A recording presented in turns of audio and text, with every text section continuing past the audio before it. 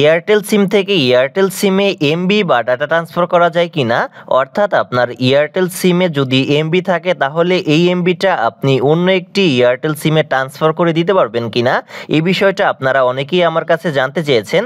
তো এই বিষয়টি জানার জন্য আমি সরাসরি এয়ারটেল সিমের কাস্টমার কেয়ারে কল করেছিলাম এবং তাদের কাছ থেকে এই বিষয়টি জানার চেষ্টা করেছি।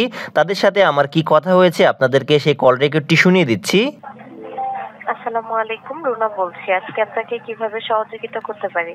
ওয়ালাইকুম আসসালাম। একটা বিষয় জানতে চাচ্ছিলাম, আর সেটা হচ্ছে এয়ারটেল সিম থেকে এয়ারটেল সিমে এমবি ট্রান্সফার করা যায় কিনা। অর্থাৎ সাপোজ আপনি মনে করেন আমার এয়ারটেল সিমে এমবি আছে, এখন আমি এই এমবিটা অন্য একটি এয়ারটেল সিমে ট্রান্সফার করতে চাচ্ছি, এটা আমি পারবো কিনা?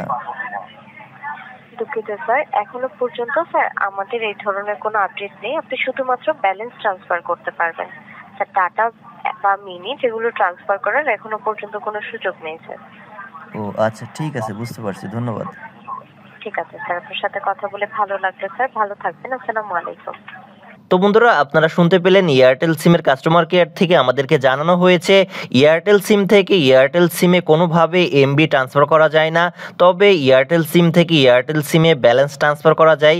কিভাবে এয়ারটেল সিম থেকে এয়ারটেল সিমে ব্যালেন্স ট্রান্সফার করবেন সেজন্য আমার একটি ভিডিও আছে, আপনারা চাইলে সেই ভিডিওটি দেখতে পারেন।